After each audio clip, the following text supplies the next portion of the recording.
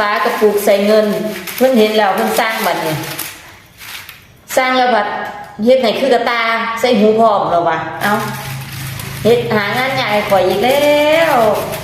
ถ้าเป็นงานสั่งนะก็จะคิดราคาพิเศษนะก็เป็น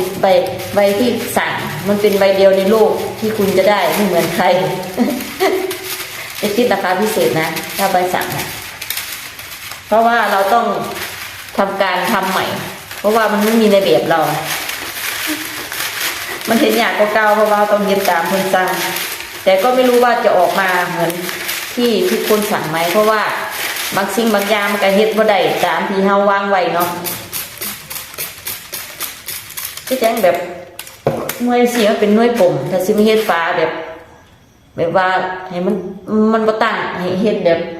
ง่วงแบบบ่ตั้งแล้วว่าให้เฮ็ดง่วงนอนลงสิแม่ไปถามผู้รับผู้ใหญ่เบิ่งแล้วไปถามอีแม่ป้าว่ามันเฮ็ดได้บ่ก็สิลองเบิ่งอยู่ถ้าเฮ็ดบ่ได้ก็เดี๋ยวสิแจ้งอีกเทื่อนึงเด้อเฮ็ดบ่ได้ก็ได้เฮ็ดงานนอกอีหยังก็ว่าจังได๋งานสั่งเนาะงานสั่งเฮ็ดงานสั่งเฮ็ดตามสั่งแต่ส่วนมากเฮ็ดตามสั่งก็ข่อยบ่อยากเฮ็ดดอกเพราะว่ามันเฮ็ดยากมันทำยากนะมันออกนอกแบบมันทำยาก